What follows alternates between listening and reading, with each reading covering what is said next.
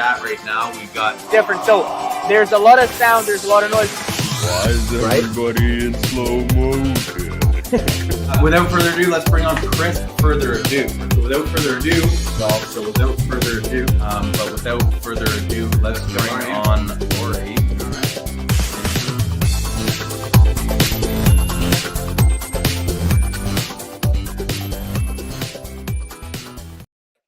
Oh, 420 things grow in Bud Trainerio. This is a joint stream, guys. So if you're on Bud Trainer's channel, you're on my channel, you're seeing this stuff. And thanks for coming. We're going to have a great talk today. We have a couple of guests coming on. One of them is very familiar to the Bud Trainer. Well, I guess both of them are. We've done a few of these more than once, and we're going to move right into it. There is a little bit of stuff. We're going to give away a light today. This is a light that I'm donating through. I'm an affiliate marketer with AC Infinity. Everyone knows that I got codes here. I got codes there. I got codes for everything. I'm going to give it away with some of my store credit. So if you are in USA or Canada, you're going to get a chance to win a light here. There'll be a keyword thing. Curt's the man. He's working it behind. But let's bring them up. So we got Curt and we got Scott, baby. Here we go. I like that. Getting introduced to our own channel. That's awesome. Exciting. Yeah. How's it going, everybody? It's good, man. It's good. So today, man, we're talking about something that is on the next step for me as my journey goes through this breeding thing, and it's STS, right? It's feminizing. It's this. And listen, Scott, horticulture expert, extensive research, plant, blah blah blah blah blah.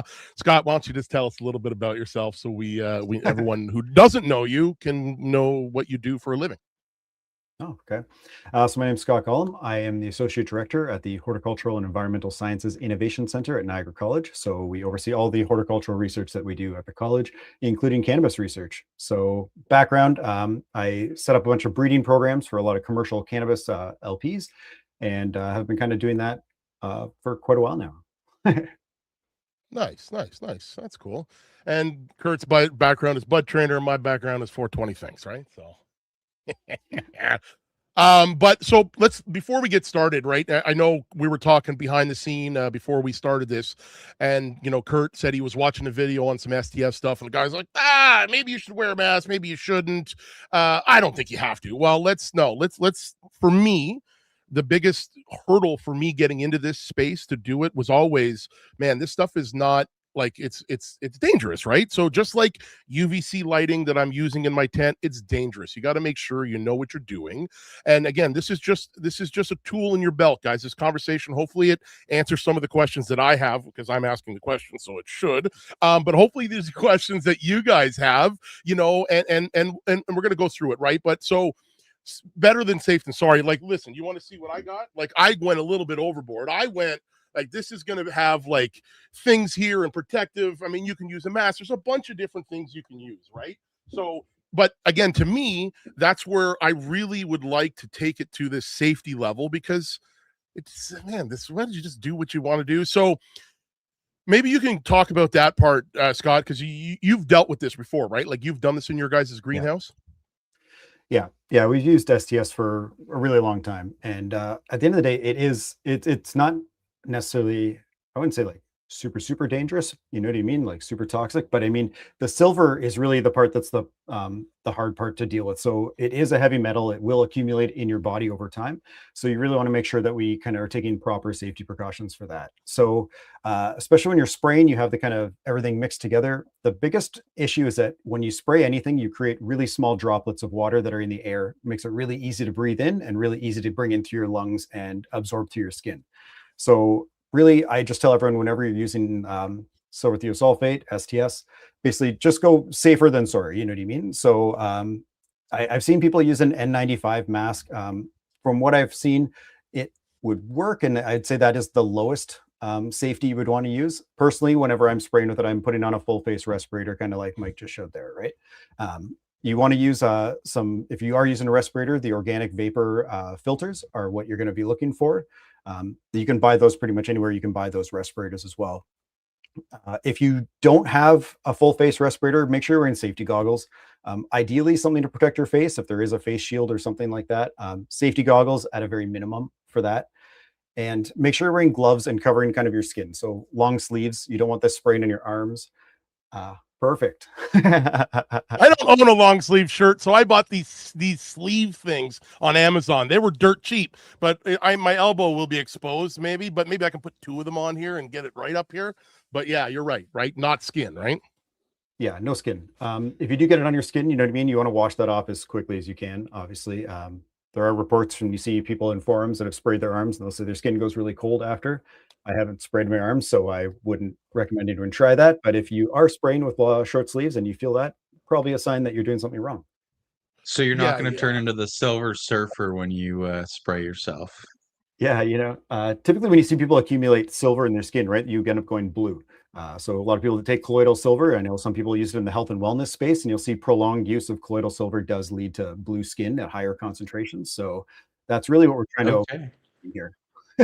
Well, I'm glad we're having this chat after my first spray of STS, because I had like a painter's mask, which was like barely airtight, sunglasses, although they were specific for growing from Method 7, and a long sleeve shirt. So I got the long sleeve shirt down.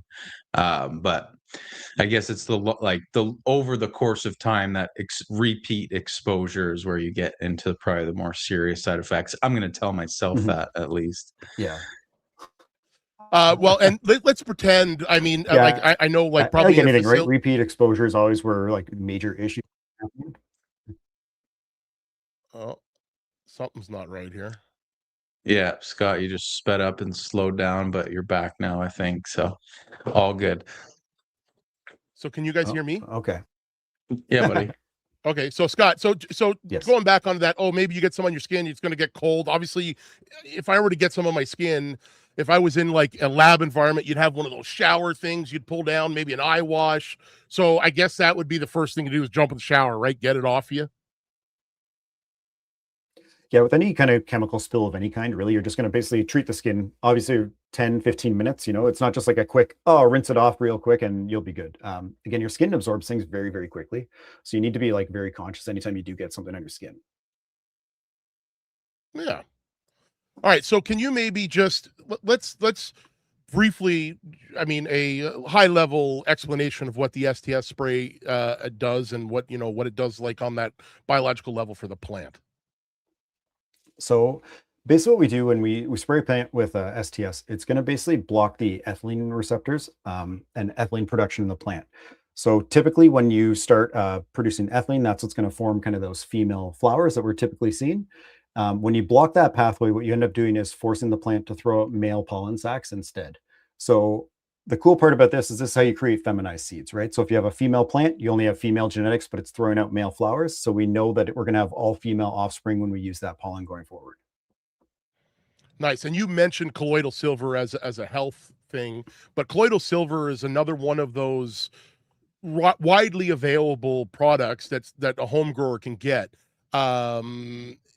The difference between STS and colloidal silver, from my understanding, is one's a little bit more potent, one works better, one's is like you get better results, and that's STS. Is that like a good synopsis? Yeah, in my experience, I've used kind of both, and STS definitely gives you a better output, better conversion rates overall. I think a lot of it just comes to you typically have a lot higher silver concentration, and really the silver is the main ingredient that we're looking for out of this combination. Okay. And listen, I know we talked about it the last time or the time before, and we talked about that apple tree PGR. Have you done anything into that? Are you no, I haven't been able to get my hands on any of that yet to try it out. So it's coming. We did just get a cannabis, the Health Canada license just came through at our research greenhouse here at Niagara College. Congratulations. So, thank you. So really looking forward to seeing what we can kind of do and get some little experiments like that going on the side that help give that knowledge to people. Okay, so we're going to dive into the. I mean, I guess what it boils down to is right now, if you were to pick one, STS is probably the best, easiest, more surefire way to do it for home growers. Yes. Okay. Yeah, definitely agree. Okay, so now that we understand the basics, a little bit of the safety, like what it does and what it does, so we kind of briefly touched on it, the mask, the eyewear, and again, I went a little bit overboard. Curt went a little underboard, right? So my understanding is, I know we're going to get to it eventually, but there's a solution A and a solution B. There's two different items. And if we could just talk about those two separate items, because I was able to find them on the internet in Canada, super easy. They were here within the week. Can you maybe go over those two items, Scott? Yeah. So if you're going to mix your own silver thiosulfate, what it is two different compounds. We're looking at silver nitrate and then sodium thiosulfate. So basically, they come as separate different things. They're usually kind of a powder crystal. The silver nitrate's kind of like a crystally white, and then the sodium thiosulfate's a powder. So typically, what I like to do is I'll make a stock A and a stock B solution, and then mix those two together. And once they're mixed together, that's when the liquid's going to turn a little bit more gray, and that's when it becomes the silver thiosulfate, or STS, that we're using. Okay, so when you say the stock solution, so it's kind of like, for me, I use nutrients. I got an A and a B. It's kind of like that, right? So you wouldn't want to mix it all together at once. You want to have the A well mixed, and you want the B well mixed. So is it more stable when it's in the A and the B format? And then that would be the way to store it if you didn't have to use all of your solution at once? Or is it better to be stored, combined? Yeah. So typically, whenever you're making stocks, kind of like your A and B, right? You want to keep them separate until they're actually mixed to use. That'll keep it fresh longer. It's really once the two kind of mix together, that's when you start to see that kind of degradation of silver over time, and it kind of falls out of solution and doesn't work as well. So if you're looking for long-term storage, just make an A solution with your silver nitrate, a B solution with your sodium thiosulfate, and then just mix them together right before you go to spray. And my understanding, because I think I've seen some people talk about it, and you might have touched base with it, but refrigeration, does that help with prolonging it? Or that's like, can you just store it in your basement on a shelf, sealed up in a tight glass container? So most things you see say to refrigerate it. The big thing is you want to make sure that you have it in a light-proof container. So I just see that you kind of pulled something up there. So if you can get amber glass, ideally you want to store it in glass. It's less reactive than plastics. Again, with plastic, there's a whole bunch of different types of plastic. So at least if you go with glass, glass is glass. It's non-reactive most of the time. In terms of refrigeration, I've kind of done it both ways, where I've had some refrigerated in the stock solution, some not refrigerated. And overall, I haven't really seen too much of a difference. But most things you read say stored in a refrigerator. Okay, and there would be, if let's say you had a extra refrigerator with nothing in it, that would be ideal. But like for me, I have a second freezer that I have like overstocked for my fridge upstairs. Can this be stored with food, or is that probably shouldn't do that? I'd probably recommend, in terms of safety, don't store chemicals with your food. It's kind of like you wouldn't put a bunch of pesticides into your food and hope for the best. You know what I mean? If you have no choice, I would store it on a door of a fridge or something like that, that if it were to spill, it wouldn't contaminate your food. But general rule of thumb, don't store chemicals with food you need to eat, especially when it's toxic. Well, and I wasn't meaning like, listen, I have like 2 items in my fridge at some time, none in the other time. As long as the jar's sealed, and I was even thinking about, maybe putting a piece of plastic over there and then tightening it down to make sure that it's really sealed. If it stays in the jar and there's no spillage, it's not like it's going to slowly leak out of the container, right? No, as long as it's sealed up and it's fine, I don't see an issue with it being stored in the fridge with something else. You just want to make sure it's not going to spill. Yeah. That makes sense, right? But I wasn't sure. I'm like, well, maybe it leaks out again. Yeah. So store it upright. You know what I mean? If you have a mini fridge, don't put it on its side, because then it has the potential to leak out the lid and things like that, right? Yeah. And again, sealed, obviously you wouldn't want it open because it would evaporate or whatever. So I guess what it boils down to is, okay, so I also in the mixing, we're going to get to that later, but what actually I'm jumping around here, but if I were to talk about, let's say we were to do some and we were to mix it and we'd use your formula that gives us, a stock A and a stock B, and let's say there's just a little bit left, how do you dispose of this? As a whole, I wouldn't want to pour this down my sink, which goes into my septic, which then goes into the groundwater. So that's clearly not, if I had a little bit on my skin, sure, I would want to rinse it. But if I had, whatever, 10 mils, 20 mils, whatever is the leftover, what should one do with that as a home grower? Yeah. So with this solution, especially because of the silver nitrate in there, you don't ever want to put it in the water. It will contaminate wastewater streams. It doesn't get kind of pulled out. So what you're typically going to do if you have extra and leftover from spraying that you're not going to use, if you take it to, you put it in a sealed container. So if, again, you have it in the container that it's in, you can take it to the hazardous waste site that they have at basically all municipal dumps. So same if you're dropping off, like paint cans, propane tanks, things like that. It's kind of that same area. You drop it off there at the waste site, and then they have the facilities to kind of deal with whatever it is. You just need to make sure that you label with what it is that's in it. That's the number one thing, so that when they are disposing of it, they know what they can and can't mix that with. Okay. And disposing of it, if I've had these jars and I wanted to clean it out and I wanted to give it to them, because that was my next thing is, okay, now I get rid of the excess of, but I want to use this jar again, right? So I'd put some water in this, clean it out, put it back into that container. So make sure your container you're disposing of has some extra space, and then you can mix them together. It could be the final spray that you're alleviating, but then you can add does that make sense to just kind of rinse it out? Yeah. So again, kind of treat it similar to how you would with pesticides, right? And you're kind of triple rinse a container and then make sure that you're putting that into another container that you will be disposing of it in a proper manner. Yeah, that triple rinse. I used to do work on a golf course, right? So we used to do spray on the greens and stuff like that. And sure enough, it was the jug, fill it up, shut it, 3, right? So yeah, that's a good point. I never even thought about that. But as soon as you said it, I was like 3, like I knew that was coming, right? So Mike, we have a question here in the chat if you want to jump to this real quick. Sure. What's the mildest formulation of STS that can be used with sensitive plants? I'm seeing leaf burn with STS normal. Well, listen, we're going to answer this, Plants 416. We're not there yet. I have a plan to go through step by step. We're going to get there because Scott's got a formula that he shared with me and Curt that he's had decent success with. We're going to get to that for sure. So, yeah, we're gonna. It's coming. It's coming, baby. Stay tuned is the answer. Stay tuned. Yeah. Do you want to do the giveaway thing, or should we wait? I guess we should probably wait, about halfway through. Yeah, we're only 15 minutes in. We'll wait. Yeah, I mean, if people put the keyword in, then they can just leave and not listen to this amazing chat. We have to force them to be here, right? So, all right. So, and again, after all, what is very funny is my next question under the disposal methods was, do different concentration of stock solutions change the safety precautions? So I'm always going back to that safety, right? Whether it's works better on the plant, works less on the plant, or like, hey, wait a minute, I put double the amount by mistake. All of a sudden, is this thing more hazardous, or is it kind of like it's the same thing? I guess I'm just trying to get possibilities that could happen, right? Yeah, so if we're making stock solutions, that's when it's going to be at its most concentrated form. So when it's in kind of the raw material form, as well as when we make a stock concentration, because typically what we're going to do with a stock is make a concentrated formula that we then kind of dilute into our working solution that we will use to spray the plant. So anytime we have stocks, more dangerous, I would say, so PPE, make sure you're wearing it whenever you're using these chemicals. You know what I mean? Even weighing out the chemicals, things like that, you still want to have kind of that respirator on. You don't want to be breathing in, especially at that point where it's the fully concentrated chemical on its own. You don't want to be breathing that in. And then you want to start with the water and then put A into the water first, then B, or do you go A and B together and then dilute it down?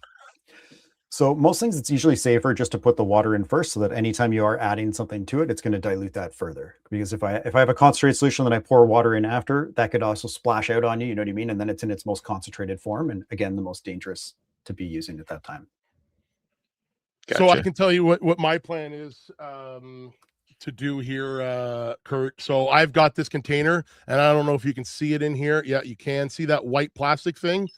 That is a magnet. And what I have bought is a magnetic stirrer. So what I'll do is I'm going to put the water in the measurements in there. I'm going to put this on this, and I'm going to start it up. So it'll start spinning, and the water will be like a thing. And then what I've done is I've grabbed some metal. I've got 2 separate because I don't want to mix the 2 materials together. I have one here for this one here for the second solution, so that I'll be able to put the solution in here while it's mixing and not have to worry about I'll have it on half speed and I'll be able to see the water. You know what I mean? Kind of thing. I must say, when I talked to H about joining Bud Trainer, one of the things was he was going to teach me how to grow. I never would have imagined I would be this far down the rabbit hole like 4 or 5 years later. So I just want to say, Mike, Yeah. you've taken me to depths I did not expect to go to. Hey man, this is that next progression. I keep saying it, talking to people about this. I go, you know how to Most grow. people just go to like extracts. You're like, let's make our own. But pollen. growing's decently easy for me, man. I've got it dialed in with the bud cups and the drippers, man. I got it dialed in. So what's the next thing? Well, it's this, in my opinion, right? So try it. I mean, maybe not STS is like that next level, but that's that first step. We did the first step. Now we're on to the second step. Another thing that I bought, Curt, is I just wanted to show this. This is a high-end to 3 to the right of the decimal scale, because a lot of the reading that I've done is you want to be super precise on this when you're mixing your stock A and stock B, that you're putting that each one, whether it's the crystals or the powder or whatever, that you're accurately putting it in. If you had a only to the 1, you may be off by a bit, and then your solution's either too high or too low, right? So is that something you guys I think do I too? just eyeballed mine. I just eyeballed it. I was like, that looks about half and half. I did it like raised above the final container, mixed them both at the same time. Don't do this, people. This is the part that you don't listen to. That last 3 seconds. My name's Curtis, and welcome to Jackass. Yeah, no. Whenever you're doing anything in chemistry, precision matters, right? If you're trying to do it in the most kind of safe manner that you can, you want to make sure that you're measuring things out as effectively as you can. So, again, having a scale that weighs more, a couple more decimal places, definitely beneficial. I mean, if you only have a scale that does say to 1 decimal place, yeah, you're still probably okay. You know what I mean? But again, more precision is always better.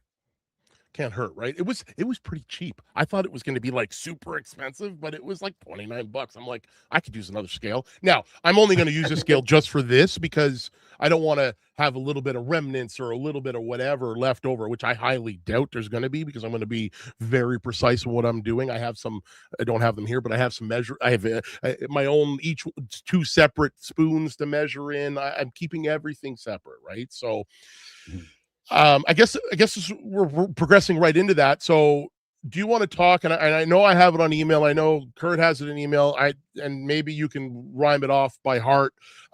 Your sort of mixing ratios, or is that too much to ask you, like on the spot? No, I pulled it up here, so I got it here on my nice. computer for you. Perfect, in case you asked. So when I tried to make this mix originally, I used it for our commercial facility, and basically, how do we keep it as simple as I can kind of going forward? So for my stock A solution, which is always my silver nitrate, I use the 1,000 milliliter or 1 liter amber glass jars there. So in 1 liter of water, I'm going to put in 1 gram of silver nitrate. So that one makes pretty simple. In chemistry standpoints, it brings it out to about 5.89 millimolar is our stock concentration. And then when we look at kind of our stock B, it's going to be our sodium thiosulfate. So in that one, we use a bit more. So we're going to use 3.73 grams per 1,000 milliliters or per liter. And again, make sure you label them A and B as well as what it is. And good scientific practice, always put the concentration that you're using. So that gives us our stock A and stock B. When it comes to mixing the STS, I found that I don't typically use much more than, about 500 mils when I'm spraying those plants. So what I did for this mix, the way I made these ratios originally, is that I take 100 milliliters of stock A, 100 milliliters of stock B, and then add it to have 390 milliliters of water. So it's a little bit over that kind of 500 mils, but it just made it a really quick and simple 100 mils of each one. You know what I mean? You're not mixing different ratios. It just simplified it for everybody on a commercial level. That way, no questions, anybody can do that. One thing I will say is that if you put your water in first, then add your 100 mils of stock A, 100 mils of stock B, get it stirring around. One of the big things that does make a big difference, I found, is if you add a little bit of a surfactant. So in this case, I typically use, you can use, if you're at home, use a couple drops of dish soap. If you have access to kind of higher level surfactants in a lab, I would typically use a Tween 20. And if you're not sure what a surfactant is, basically what it is it helps break the surface tension on the water. So when you spray, think of it kind of spraying a car that's been waxed. you spray it and you'll see the water form into droplets and kind of run off. What a surfactant does is it makes it basically spread out into a full liquid layer instead of dropleting up. So what this does is that we get better coverage on the plant overall, without kind of that dripping that kind of pulls off the chemical that you're trying to basically stick to the leaf. Okay, so that would, for me, when I hear that, I go, okay, so I need to put X amount of water in. And you said distilled water, right? Or maybe you didn't say it, but you want to be using distilled here, or RO, or something that has less stuff? Yeah, distilled or RO are preferable if you have it. If you don't, you can use tap water. I've done that in the past as well and not seen anything too crazy. But again, a lot of it comes to what's your tap water source. If you're on a well, you have really hard kind of mineralized water, that's going to affect badly and it's going to react with that STS. So again, if you're using typical city water, you're probably okay, but water quality is a hard one to say everyone's the same. Unless you get distilled, right? Because it's free and clear of all that stuff, right? Which is, if you get distilled or RO, you're good.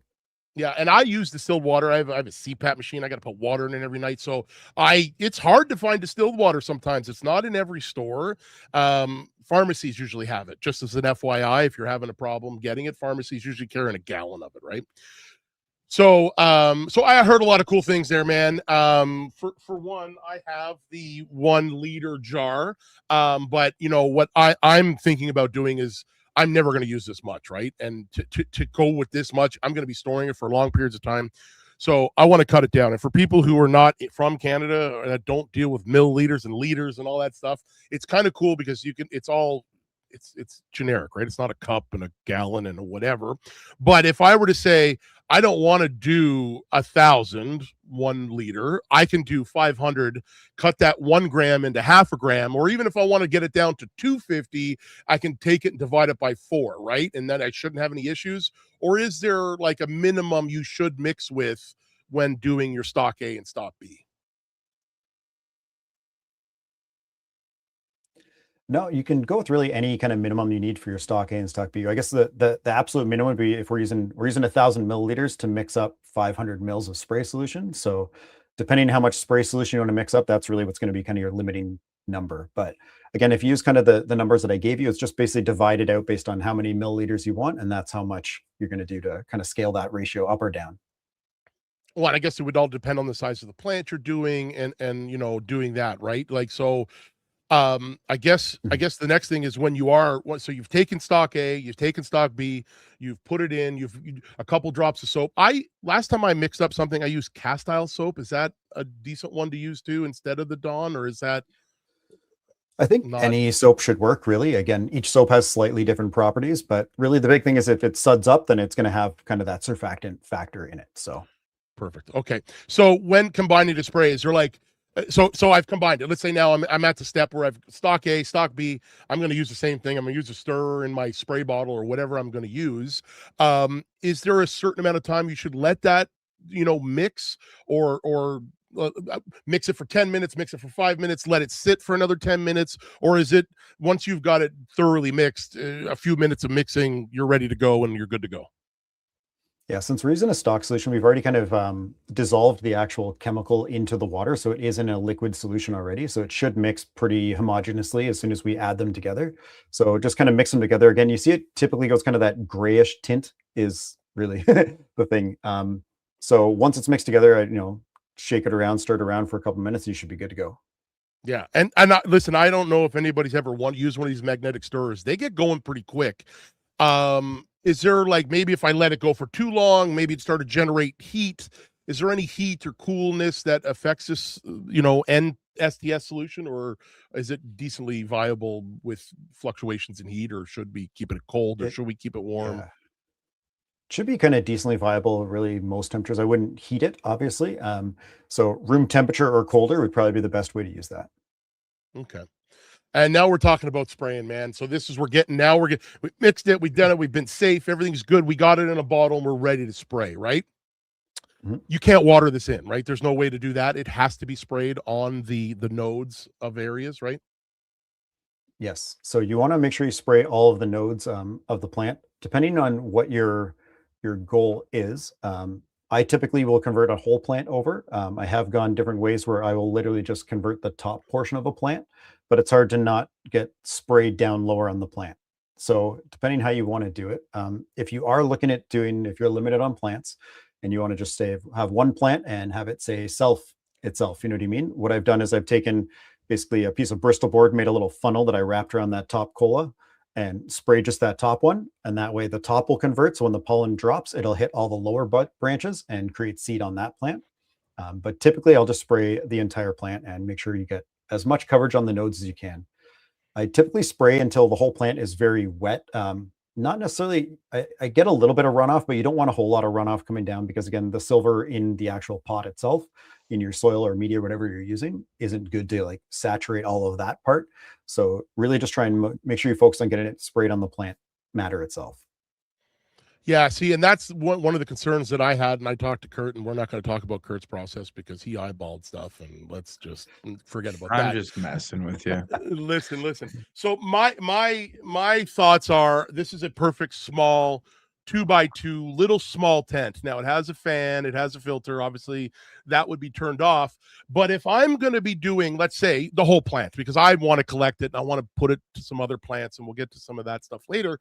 But if I were to put this in here and this plant was in here and I were to open this up and I were to get my spray and I would, like you said, spray to the plant, there's going to be silver salt. Like that solution is going to it's going to drip. It's going to be on the tent below. It's going to be on the plant. Obviously it's going to dry up, but like when it's wet, I'm assuming that there should be no fans on to aerosol it out. But like, at what point do you go, okay, the plant is now, I like these view windows, right? I could see in and look, and I go, oh, look, the plant's dry now. It's not soaking wet anymore. Is that when we should probably start turning on fans and stuff? And I guess that second part is, well, what about the off drip that came on that's on the ground of the tent now from the overspray or just the drips from the plant if you made it wet? Is that something you should prevent by putting up maybe like a garbage bag or something like that? Just maybe tips and tricks you would think of. I know you do it in a different environment, but maybe like the homeowner in a tent or in their house, what it's about. Yeah, so typically what I do if I'm going to spray in kind of a small tent like you have is I'll just I'll like I'll cut a garbage bag open so it kind of folds open, and I'll kind of use that around the edge of the wall, and so it sits underneath the plant. One thing I like to use when I'm spraying these plants is just get a really cheap kind of Lazy Susan. I know I had one from like IKEA or something like that at one point. So you can set your plant on that, and then as you're spraying, you can just kind of spin it around. Makes it a lot easier because you don't want to be kind of reaching through a plant. It's hard to spray, especially in a little tent. So something you can kind of spin makes it a whole lot easier to apply. And that way you're kind of, yeah. Yeah, I got a cake spinner for taking photos of plants once, and they're like $3. It was the best investment I've made for photos. So that's a great tip there. Perfect. And yeah, and when it comes to kind of spraying the plant, what I'll do is I'll turn my fans off, my lights off, I'll spray the plant, and then basically just wait until the plant is dry. Once the plant's dried, then you can kind of turn your lights and fans back on. You typically don't see any issues with the plants. What we're really trying to do is let it dry into the plant so it really absorbs into all those leaves and all the spots. So again, we want that silver to go in. If we have lights and fans on, it's going to basically speed up that evaporation of the chemical, and it basically doesn't going to stick to the plant as well. That's a good point. I never thought about that. I just thought it would be whatever. I'm trying to not have to wear my mask beside my thing, right? Like, so, but no, that makes sense that it's not absorbing, right? So maybe we can just touch base on it, because I know you gave Curt the protocol, and I remember in the email you're like, hey man, I really want to know your opinion when you spray it. Are you thinking that it's not really working? He goes, I have that problem every time. So not only when you said that, I was like, oh, okay, I'll have to think about that. Curt, he messaged me, man, I think I screwed up. It's not working. And I'm like, man, Scott told me. He's like, you're going to think this. So when do you start spraying? When, like at what points in the plant cycle, and what makes sense if you're going to, do it like that multiple times? So typically when I'm using the STS, what I'll do is I'll spray 5 days before I flip the plant to flower. That basically allows that, because again, we're trying to block that ethylene production. So that allows it before it starts flowering and starts trying to produce and go down that pathway. We're kind of trying to cut that off beforehand. So 5 days before flower, and then basically every 5 days after that for a total of 3 to 4 applications. Usually you can get away with about 3 applications. But the weird part about the STS is that like you were saying, you'll spray the plant and you could be, 2.5, 3 weeks into flower and be like, nothing's happening. It looks the same. You might even see a couple pistils here and there, that you're like, it definitely didn't work. And even now, like I've been doing this for years, and every single time, I swear, you get to the point where you're like, I don't know, I feel like it's just not working. And maybe I did something different this time. I don't know. And it's this weird kind of psychological thing that happens with the plant. I think because you're so excited to see these male flowers come out, and you're just like watching it every day and being like, come on, man, where are these things? Yeah, just one more quick thing on the timing before we dive deeper into the male side. Like, just maybe talk about timing for the female that you want to pollinate. Let's say that you're going to pollinate a different plant rather than doing the top down. So I find usually I'll start the males about a week to a week and a half kind of before I want to convert a female over to flower. So the main reason is this, is that you're going to see it's going to take 3, maybe 4 weeks for that kind of male to actually start throwing out pollen sacs. Whereas the female, the pistils don't really start accepting pollen until about kind of, I think optimal is around kind of day 14 to 21 of flower. In that kind of range is when they really start being able to accept that pollen. So if you put them both in at the same time, what you'll find is that the male, the female starts flowering, you see all these pistils coming out and you're all excited, and then the male's not doing anything. And you're like, hey, come on, guy. So you want to make sure that the male is ahead by a couple of weeks. That way you can kind of catch up, and it kind of hits at roughly the same time point that the pollen actually lands on the plant and goes.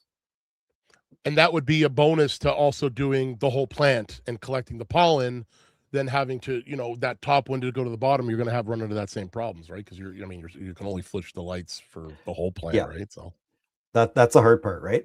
So, if you're doing a single plant and spraying the top and doing a multi-conversion, you will find that some of the buds, that's where you almost want to wait for, let some of those smaller, lower branches come out. They'll be a lot more delayed, kind of the ones that are typically larvae kind of buds that you see, because they'll accept the pollen better since they're a bit later growth. Yeah, and John's got a great question here. I see it up there. It's in my notes. That was the next. We're almost there, but regardless, let's deal with John's. John, thank you very much. Okay. I'm glad you're so organized, because I got 6 questions starred. So if you're asking questions in the chat, guys, I am starring it. We will cover it all at the end. But I think Mike's got this dialed in, and we're just gonna hit them on the way.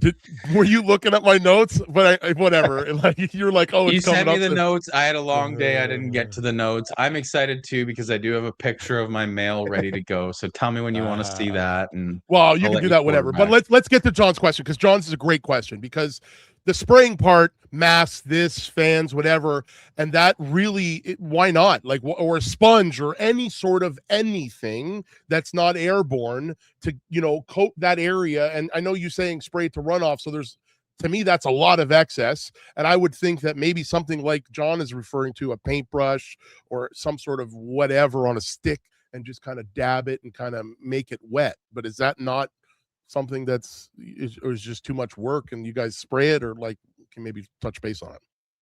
Yeah, no, something like that would definitely work, right? As long as you can apply the to the plant, it's going to absorb that through its kind of leaf stem, kind of all that area. So however you want to apply it, a paintbrush would be perfectly good, especially if you're looking kind of using smaller amounts.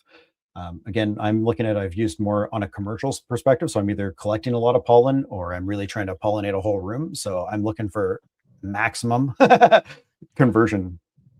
Yeah. So to me, that's where it is. You do it. And again, the same thing, plastic bag, put the brush in, it's got silver on there. Don't throw that in the garbage. Don't throw that outside. Keep in with that same sort of hazardous waste. It gets right. Cause it's there. Is it always there? Does it dry up and go off? No. Right. So. Yeah, this question was also kind of on that same topic of application. I would imagine electric fog sprayer would be a little bit more dangerous than, even a hand spray, unless you're in a commercial setting where you're doing a ton of plants. Yeah, typically I wouldn't use an electric fogger, just because, again, you don't want it as airborne. We want it to kind of stick to the plant. So really, we're trying to keep the droplet size a little bit larger in this application. So we get the coverage that we want and keep it not as kind of contaminating any other space that you plan on working in after. So typically I'll either use a spray bottle, or I like the little kind of 1 gallon or 1 liter kind of pump sprayers that you have, little pesticide applicator ones, just on kind of a smaller misting kind of nozzle side of things. But I wouldn't recommend going with the electric fogger, just because that droplet size is a little bit too small. Okay. Yeah. And maybe if we are not spraying the whole plant, whether we're doing half the plant, whether we're doing the whole plant, but just a fine tuned application, where is the best place? Like, should we go an inch above, an inch below? Like, what is, not fully spraying it, but not covering enough, try to get that equal spot, right? So you basically want to hit all the nodes or all kind of the growth tips specifically. Again, higher on the plant is better, but again, depends what you're looking for. So I usually say higher on the plant because ideally your males are going to grow up taller than your females. Pollen's going to drop down. So if I do lower on the plant, you have less ability for that pollen to kind of float up in the air, unless you have kind of good circulation fans, things like that. But ideally higher on the plant, pollen's going to drop and fall down just naturally with gravity. So for me, when I think about this, I go, I'm going to probably use the paintbrush method or some sort of method, and I'm going to do it. I'm going to start at the bottom and then work my way up to the top so that I'm not at the top and stuff's dripping down onto my arms, trying to keep that safety thing in it, right? Like, it's all about, and you, like you said, that's Lazy Sue's a great idea. Just do that one. Do that one, right? So as long as you have a container that's not spilling and not whatever, right? And again, like, if it were to drop, like what do you do? You fucking get, your gloves are still on. You soak it up with paper towels, throw it in a garbage bag, and mark it as hazardous, or some sort of Absorball or something, like for like oil spills, or like, is there something for a spill? Yeah. Ideally, you want to kind of soak it up with something that's going to absorb that, right? So paper towel is kind of what everyone has around, but again, it's going to be kind of absorbed into that. So you need to dispose of it effectively. Cat litter, if somebody has that laying around, that usually works really well for absorbing things as well. If you have something for oil spills, obviously use it, but I'd say most people, it's probably going to be paper towel or cat litter or something like that. What about like a baking soda? Would that work? I'm not sure about the baking soda. I don't think anything in it would react, but again, it's a chemical that you're kind of absorbing, so generally not good to mix chemicals with chemicals when you don't know how they're going to react. Gotcha. So when we're saying 5 days, and then we've gone through the whole process, my understanding of some of the research that I've done is that different cultivars are different receptors, right? Like some respond really well to STS, and others won't produce either any pollen at all. There may be sacs, but there'll be no pollen or very little pollen. Is there anything that you've seen to like in this and go, well, when we see that, maybe we try a higher solution, or no, we don't, maybe it's less of a solution because maybe it's too much and that's why it's less? Or is there anything like scientifically about certain cultivars not producing male pollen? Yeah, so I have seen kind of different cultivars will convert faster or not as quickly or not as well. So typically what you see is a lot of the certain cultivars have been kind of really inbred kind of pretty deeply by people, don't always convert as effectively as kind of newer kind of F1 crosses, things like that. So it is kind of between the plants. You'll see kind of in the literature that people recommend spraying anywhere from kind of 30 parts per million of silver in the solution up to about 150. The solution that I have, I did a quick calculation on it. It comes out about 100 parts per million. So it is on the slightly kind of higher end, kind of middle, I guess you would say, for what people do. And I found that concentration has worked really well for me on almost every plant that I've used. If you do have a plant that isn't converting as well, you could just mix it a little bit more concentrated out of your stock solution. So, go with say 150 milliliters instead of 100 of each one into your spray. And that'll kind of increase that a little bit. Yeah. But typically the rate that I'm using, I chose that one over kind of trial and error through all these different varieties. It seems to work as good across all cultivars that I've come across so far. So it seems to be pretty solid. I just want to say though, like, do not, if you think it's not working, we've said this already, but just do not give up on it, because I'm checking my notes. I did the first spray on February 14th. Mike messaged me March 10th and asked if there was any signs yet, and I said no. The next day I saw them. So that's 24 days from the first spray. So pretty crazy. Yeah, man. No, that is oh, am I doing it right? Am I whatever, right? So I guess now now overall breeding, right? We've had multiple discussions about breedings, F1s, F2s, S1s. So if you're taking this feminized pollen that we've made with the STS, whether you're collecting it and putting it right on that same plant or putting it onto a cut that it's the same plant because it's a clone of that same plant, that's where you get the S1, right? What does this mean when you take that fem pollen and put it onto another cultivar, a different breeder, a different whatever? Does that give us an F1 that's feminized? Is that how that works? Yes. Yeah. So anytime we're kind of taking two separate plants, that's how you get your F1. If you're taking the exact same plant, that's going to be your S1 or your self version of that. Okay. Now, I guess what does this mean if you take it? So I guess my concept is listen, herms are a topic that breeders, some talk about it, some don't. Some think it's a taboo subject. Almost all of the feminized seeds that I've used, either like let's just say a 10 pack that I've popped, there may be one that get herms, to all 10 get herms. Like who knows, right? So in relation to herms, I guess just talk about herms on a self plant with pollen, and then we'll get into the other ones where we're crossing. But or is there any difference, and that herm trait is viable in everything? The herm trait will be viable in everything. Really, the big thing is that if you have a plant that's predisposed to herming in kind of any of its background genetics, you have the risk of carrying that forward, because it is kind of that instability in there. So especially we look at kind of traditional kind of cannabis breeding or kind of just pollen checking, I guess you would say. People got, hey, this is the highest THC strain that's out there, and I'm going to cross the next highest THC. So we've kind of just not necessarily been selecting for the plant viability or not hermaphroditing kind of tendencies. It's just been based on kind of chasing THC typically. So I think what it comes down to is just selectively stressing plants. If you are going to do breeding, it is worth kind of having a couple clones of that, see what happens under a drought stress, see what happens if you get too much light, see what happens if you feed too high of an EC. If it starts to hermaphrodite under those stress, then you know that it has that susceptibility and you're likely to pass that on if you use it in a cross. If it doesn't have that, then it means it's likely a bit more solid and a bit more stable, and you're less likely to pass that on. See, that's cool. So I've done some of that in my, so I didn't do it in the feminized version because I'm not doing that yet. I still have all the stuff ready to go.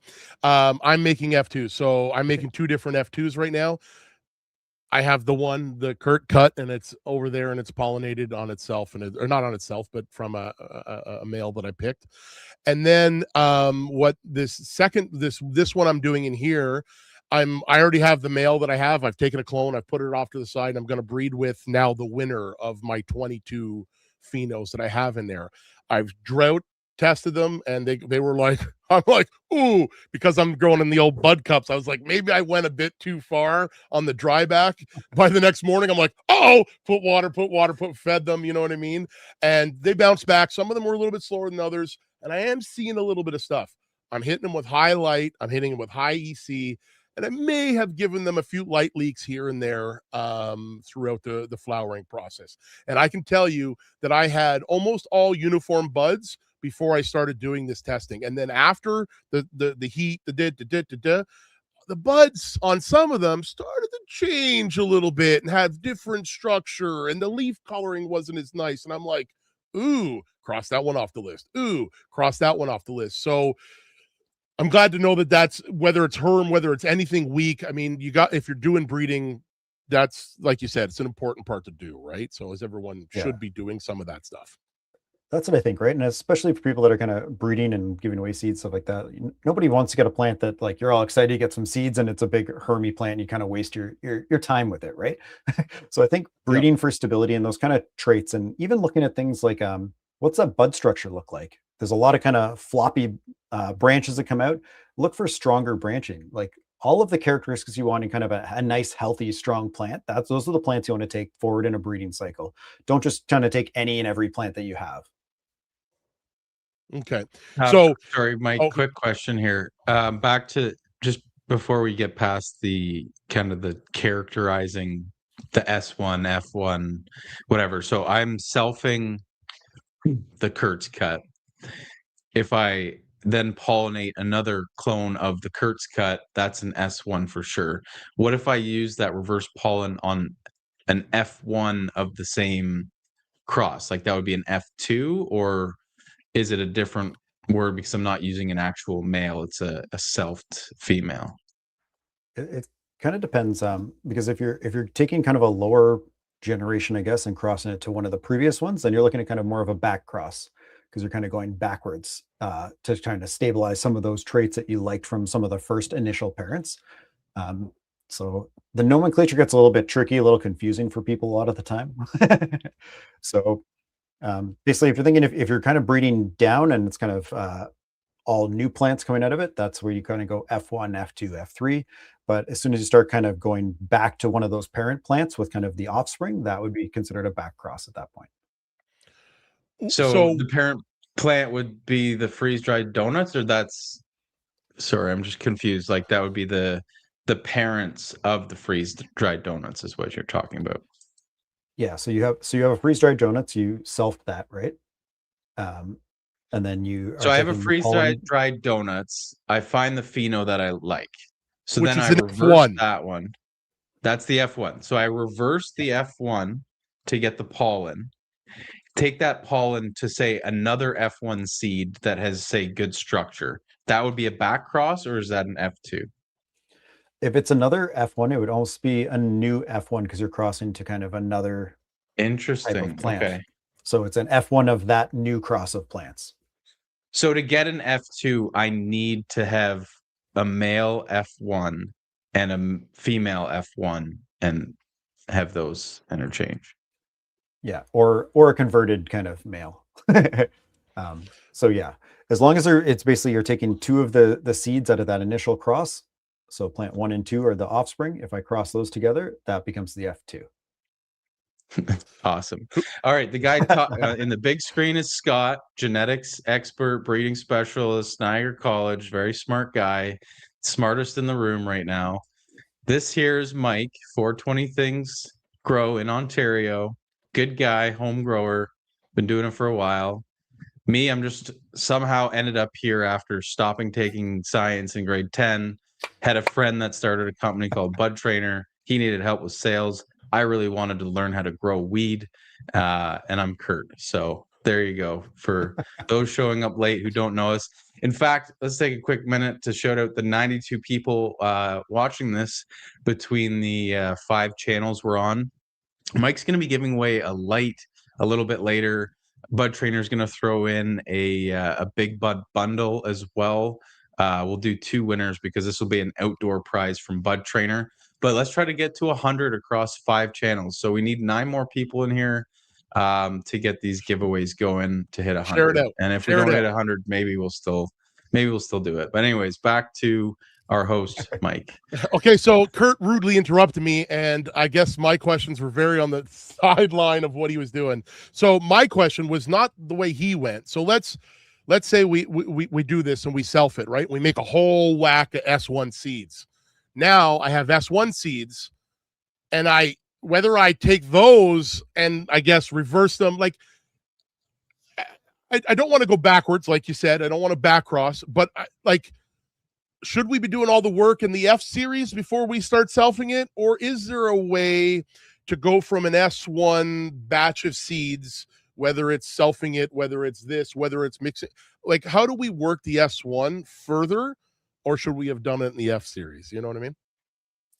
So it really depends on what you're looking for out of the cross. So the big point of doing an S1 is that's where you start to see the recessive traits. So the one that I like to use as an example is purples. Purples usually come out in more of an S1. You usually see green buds, you know what I mean? Purple are a much smaller kind of amount that come out in a cross. So if I'm looking for something purple, you're going to find that out of the S1. So what I would do from there is select that purple plant, and then from there you can cross it back as a back cross to a parent plant to say I like the structure, but I'm looking to kind of take that purple with the structure. It really depends on kind of what traits you're looking for. So the way I really try and simplify it for most people is that if I have this one plant has purple, so the one has really great bud structure, I'm looking for a purple with good bud structure, I'm going to cross those 2 plants. I'm not really kind of thinking so much about whether I'm going down the self lines or kind of going the F1 lines, things like that. when you are looking at kind of going down, really where it means is if you're going to look at deep breeding. So if we're going to go say to an F5 to F7 kind of area, that's when you're going to start to see a lot of stabilization in those seeds. So if I grow 100 seeds, 90, 95 of them will all look pretty much the exact same. And ideally, that's where we're going to if we're looking at breeding, as opposed to just kind of a whole variety where everything's different each time. That's where I look at selecting those traits over time to kind of stack plants that I like the features of, and then out of those offspring, which of those plants have the features that I was looking for in that combination. Okay. No, that's so like Curt found this cut and he found it and it was like, hey, let's it was a winner, right? So I mean, to me, as a breeder, or even somebody who is, I guess, dabbling in breeding or moving forward with something, if you get a plant, ideally you're going to keep the clone forever and you're just going to keep cloning it. You're going to grow that all the time. It's your medicine. It gives you the everything checks all the boxes, right? But let's be honest, mistakes happen and sometimes mothers disappear, right? So to self it to itself, because it's it's all the same things and it's making some offspring. How close are we really to that one that we just selfed? Is it close, or is it like you said, if an F5 is 95%, if we were to try to use it to preserve genetics for yourself or your family or something in, that's something you want yourself, what does that rate look like on a selfed plant? Ish. It's gonna stabilize a little bit more. So again, if say we're growing like 100 seeds, you might find kind of say about 30 of them are kind of going down that kind of road that you're looking for. And then you're going to see a whole lot of kind of weird variations of weird things that come out. So again, with the self, that's where like all the really weird stuff shows up when you start selfing plants. Typically, if you cross with something like two nice plants that you like, you get, for the most part, some pretty good looking plants. But selfing is when you see those really weird oddball cases start showing up a little bit. So you will get some proportion of the plants that are what you wanted, but it's not going to be anywhere above kind of 50 to 100%. Okay. So then if we're to do that and we're to use Curt's it's hard to store in seed that way. Yeah. Okay. So, but if we do it in Curt's example, and he found this one, he liked it, he's selfing it, he's doing it, boom, he's got these seeds. Now he's got it and he goes, okay, he's still going to keep that other one maybe because he doesn't want to get rid of the mom and it's not an accident. And now he moves through and he starts some of those S1 seeds and he starts 10 and he gets it down and he's got 4 really good ones and they're very similar to that other one. Whether you self it to itself or self it to the first one, I guess, is either one of those better to move forward with, or would it be the self to the self again version 2? Yeah, if you're looking to kind of stabilize long term, you're going to want to kind of self to the self version 2 that looked the most similar to the traits that we're looking for. So again, whatever you want to stabilize is what you want to be crossing kind of that pathway. Okay. Well, this is all good stuff. And somebody just said, oh, they know what an F2 is now. Listen, this stuff is not. Everyone said, like you said, it gets a little complicated. Everyone says F1, F2s, blah, blah, blah, blah. Like S1s, selves. Like I never knew. And I just, from conversations we had 2 or 3 podcasts ago, or conversations, whatever you want to call them, was like, well, no, if you take feminized pollen from plant A and you're not putting it to the same plant, you're putting it to some other plant. Well, you're getting F1s, but they're feminized F1s. And I thought F1s were always male and female. So I'm not a super smart guy, but that was, I remember when that happened, I was like, bing, it went off. Right. So is there anything else in relation to generations and this stuff that you've seen people talk about incorrectly in the past? Maybe you could just touch on just to give people like some background information. Yeah, so it's pretty much kind of the selfs and back crosses that people kind of mix up sometimes and don't quite understand. And then again, because we're coming from an industry where people just kind of say whatever in forums, things like that, I feel it's kind of gotten a little bit mixed up that what somebody thinks is an F1 is actually an S1 or a back cross or something. So it's really just trying to get everybody on the same page that, if we're going to use this lingo, let's use it in kind of the correct manner so that everybody actually knows what we're talking about. Yeah.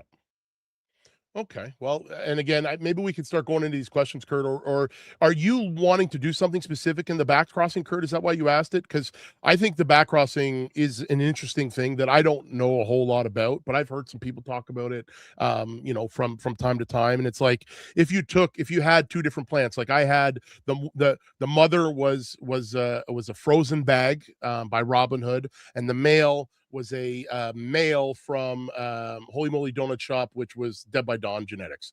Is there, now that we have this, freeze-dried donuts cross, backing it up, say if I wanted to back it up and go, I want to, maybe I made a little bit of mistake, I want to back up and I don't have any more seeds of the frozen bag or the male, is there a way to take that F1 or S1 and try to get it as close to either one of the parents? Is there a way to do that? So in this case, we don't have either of the parent plants anymore. Yeah. Maybe we have some F1 pollen. Maybe we have pollen that we've collected, but yeah, the mom, I guess so that would mean we still have access to the male, I guess. But if it's the mom, how do you isolate traits back to the mom if you don't have any of the moms, I guess? Or is it even possible? Yeah. So it's never fully possible, I guess. Well, I guess if you really breed a long time and have a large volume of seeds, you can. So what you're going to do in that case, if I say I self a plant, I grow out, say 10 seeds out of that, and I know, okay, that this one has the bud structure of that mother plant that I wanted, and this other kind of seed has this other trait, but they both don't have kind of both. I would take those two plants and cross those together. Okay, so it makes sense to know the parents. Hey, this one was tall and spread out and big buds, and this one was short and stocky and had that thing. So if you use that, you go, okay. So yeah, man, I'm out of questions for my stuff. So I don't know if you want to go Awesome. into. No, I'm glad we got those questions were definitely more advanced than what my brain could come up with. But I did get this mail flipped over just because we've hit an hour. I'm going to start collecting the comments, guys. So if you want to get in on Mike's giveaway and the Bud Trainer giveaway after that, #seeds. But yeah, I guess what I'm learning from this particular conversation is how rare and hard to keep a pheno can be, because it's like, yeah, like I'm doing all this process to try and get seeds of this Curt's cut that I've liked so much. And hey, if we don't get the exact same thing, it is what it is. But it's almost like collecting cards here. It's like you've got, let's take hockey cards, for example. There's, the Wayne Gretzky base rookie card. And then there's the perfect condition base rookie card. And then there's, say, like different variations of this rookie card. They're all a Gretzky card, but, that perfect pheno, the perfect condition one, maybe there's one out of, 100,000 packs. And then if you do get that, you can't replicate it, pretty much, is what I'm hearing, Scott. Yeah, it's very difficult. And again, that's where I see a lot of, I guess I'd say, mislabeling throughout the industry with certain kind of, I would call them kind of the popular hype strains, where, someone's like, hey, these are the two parents that made this one hype strain that came out. So if I get seeds from those other two things and cross them, all of a sudden I have the same strain. And it doesn't work that way. You know what I mean? So that's where kind of giving credit to the breeders for those breeder cuts. That is the actual plant that made it famous. You can't just, you can get something similar probably, but you're not going to have that exact same plant ever by just crossing two of the same kind of seeds of parents to make that offspring come out. Gotcha. So like the super famous strains, like the White Widow, the Pineapple Express, like how does somebody get to that? Or is this like somebody smoked a Pineapple Express, somebody else thought they smoked a Pineapple Express, they smoked completely different, yeah, I don't want to use the buzzwords because we're on YouTube, but completely different phenos. They had different terps, they had different, percentages of THC and all that. And, everybody smoked Pineapple Express, but no two people likely in different cities have smoked the same Pineapple Express. Yeah, that's pretty much how it goes in a lot of places. So okay. That's where it gets a little challenging. And they always wonder, like, what was the original plant like? Yeah, well, it's funny because you see, I mean, we got some old school growers in the chat here talking about how S1 seeds are trash and, they want their weed from the 90s and all that stuff. And I've seen people online, somebody says they're growing X strain, and then somebody's like, no, I had the original from 1992. That doesn't look anything like it, blah, blah, blah, blah, blah. Like, people get pretty fired up about this, but, it's a good chance those people that are super PO'd probably are in the wrong, is what I'm hearing. Most likely. One of the other things that's kind of interesting is that you do see over time genetic mutations happen throughout the plant. So the longer you keep a plant around, or a mother plant, the more likely you are to kind of stack those genetic mutations over time. They aren't all necessarily bad, but you do see kind of THC decline over time.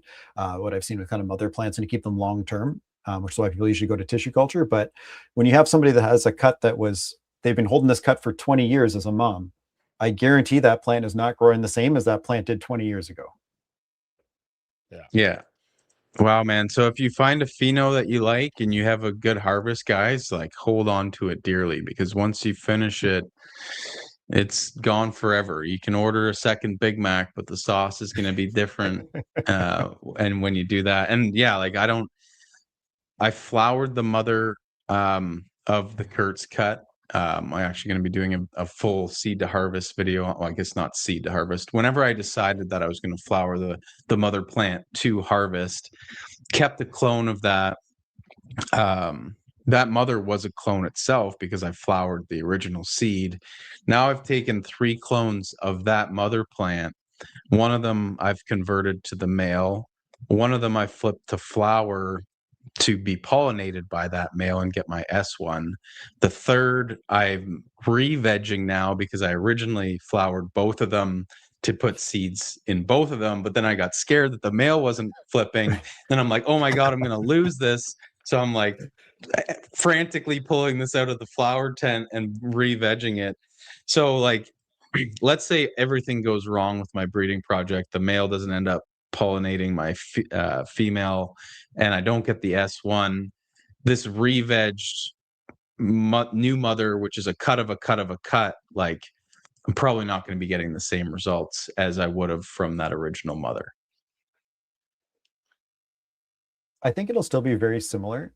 So I wouldn't worry. I mean, again, they do hold long term, but what you'll see is, especially when you're doing kind of large scale commercial, if I'm taking a bunch of cuts off of a mother plant, you always have kind of 1 or 2 plants that don't kind of react the same. And there's something's happened, some sort of mutation along the way. It's not going to be in every single plant, but it does kind of show up sporadically, and there isn't really kind of after this much time it happens. It just appears every once in a while. Okay, cool. Mike, why don't we talk about the giveaways now? I want to do one question. We are going to do it. I want to go one question because Dave T has a great question, because he goes, at what plant age do you spray? And if you have a clone and it's a clone of a clone of a clone, and that plant is very mature in its life cycle in theory, but if you were starting from a seed and you wanted to sell a seeded plant, I have seen some maturity talks on the internet about, well, if you from a seed and it's only 3 weeks old and you throw it in a flower, that plant could react differently if it was a from seed 6 months later, right? In relation to its thing. Does that have any hold here? Because as you guys know, I like growing in bud cups. So my plants sometimes are not that old, right? If it's a clone, I get it. But can you talk about that a bit, Scott? Is there some differences in that age of the actual plant? Yeah, so it depends on the plant really itself, but some of the plants do have sort of a maturity kind of threshold where they actually need to be a certain age before it kind of flowers more effectively. It will stall out. So some plants you can basically pop the seed under 12-12 right from day one, you know what I mean? And it'll start flowering, say about 2 weeks after it's sprouted. It'll be a really tiny, small bud. And other kind of cultivars just don't seem to respond as quickly to that. So it's really kind of more of a cultivar specific thing. But if you're looking at doing, say, a very accelerated breeding program, I've been able to spray plants about 2 weeks from seed and then kick them into flower like that 3rd week and still get really good pollen set and things like that. So you can go a lot faster than I think people really think. It doesn't need to be a giant plant in order for you to be able to create pollen. Yeah. Well, and or to generate seeds, because I have a lot of seeds here that I got. Oh, look at it. Eh? Here's my mail. This was last night. And yeah. So I did the whole plant here. Actually, one of the questions I was gonna have. So this is been in flower close to 4 weeks now. When does the pollen start coming off? Because I don't think any of these have quite burst yet. Yeah, no, you'll see that basically the pollen sacs will kind of swell up and they'll start kind of hanging down, and then they'll drop pollen. So I'd say in this case, you're probably another, I'd say probably like week and a half away or so before you might start seeing the first kind of pollen drop. Okay, cool. Because yeah, I was curious about that. I'm like, maybe pollen's flying around my house already, and I just haven't noticed. But that's reassuring that I probably have some more time. So, all right, Mike, what are we giving away here, my friend? Okay, so what it is up for grabs is winner's choice. It is either a Evo 3 by AC Infinity or an Evo 4 by AC Infinity. And an Evo 3 is more of a 2x4 light. It's long and it's got 3 bars.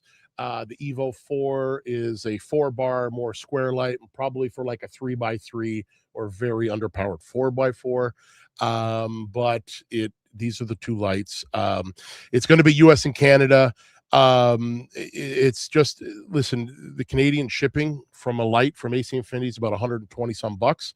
I'm going to cover it. It's going to be part of it. I'm going to use my store credit, so it's not a big deal. Anywhere else, man, it could be $300 or $400, and I don't have enough store credit to cover it. So if AC Infinity has from their website cheap shipping to you, it'll probably work. If not, it'll have to be US or Canada, and we can figure that out. And if for some reason the person who wins is not US or Canada, and this is going to be an issue, maybe I want to give this light away. So if that becomes an issue, we'll come back and I'll make another video, and you can post it, we can post it, we can do another draw on comments or something. I hope that's not the case. I hope once we do the draw right here, everything will be good, but I want to make sure it gets to somebody, you know what I mean? Well, we're so privileged to have Scott. Every time I think, okay, we've gotten everything we need to know, like we have another full hour, and then we're like, okay, more questions will come up. So I'm just going to run through the starred questions real quick. How long does the mixture last? So when you mix it, it'll last for at least one plant. Would you stretch it to maybe 2 plants over like a year period, or you want like a fresh batch every time you're doing a conversion? Yeah, once you've mixed the STS, you find that I haven't kind of gone through and seen shelf life. I've had some where typically they say you want to mix it fresh each time you're spraying. I've had some left over, I do my first spray and I use it for the second spray, use it for the third spray, and I can get away with kind of a whole cycle, and I haven't seen any kind of issues with that, but I haven't stored it any longer than that. But over time, the efficacy will likely go down. Okay, we covered how many applications, we covered what plant age. Respirator when spraying is ideal, but you can probably get away with an N95, or if you're only doing this once ever, a painter's mask like me. Hopefully I'll let you know if anything's gone wrong in a couple weeks. Somebody asked if you ever get a male after using STS. I would assume that's after breeding with the pollen from the reversed, which would make it a feminized seed, so unlikely. Yeah, you shouldn't get a male if you are converting a female plant. Should not get a male. Okay, awesome. That is all the questions, guys. What a generous prize Mike is doing on his own. This is not AC Infinity. You muted yourself, Curt. I did. But anyways, I got the important stuff out there. So let's run this draw, and then we'll do another good prize, but not quite a full grow light after this from Bud Trainer. So stick around. Go check out the previous lives. Kev 24. Congratulations. They can just reach out to you via Instagram, Mike, 420 things. Just because, well, they can reach out to me via email. I just want to make sure that not a bunch of people are reaching out to me. I don't know if Canna Kev is on my Instagram. I maybe, but if you're not Canna Kev, I mean, that would be ideal. DM me on Instagram.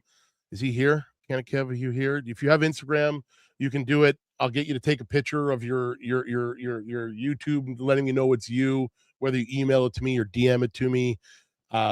We can do that. If not, my email is 420thingsgrow@gmail.com. So that's he can reach out that way, or anybody can reach out that way. If you don't have Instagram, you want to talk about this conversation, you think it's good, and you just want to shoot shit, drop me a line, man. Mm-hmm. Yeah, I feel like I'm gonna have to edit every episode we've done into like one massive video and like make sure it's chaptered properly, and we'll make like a digital video version of like a grow Bible for just breeding. So second prize we're gonna do, guys, is a big bud bundle, which comes with every bud trainer product that we have. So you'll get bud cups, you'll get clips, huggers, pots, and the bud tape as well, in case you do any branch breaking. Mike loves to play with his bud cups almost as much as he likes to grow in his bud cups. But anyways, guys, you'll get a big bud bundle, which is going to be perfect for outdoor season, which is coming up. So I think some people may have even started their outdoor plants already, but if you haven't started it, you can wait for your bud cups to come in. This will be, again, Canada and the US. We can do a $50 gift card if you're outside the Canada or US zones. So good luck, everybody. Thank you so much for tuning in. We have 113 people across the 5 channels. Mike's audience seems to be the most, with 83 lovely Canna souls here. EE2201 sounds kind of like C3PO or some sort of droid from Star Wars, but I like it. Congratulations. Reach out to hello@budtrainer.com with a screenshot showing you own that account with your shipping address, and you can pick your pot size, and everything else is pretty standard. I guess you can pick your colors on the other stuff.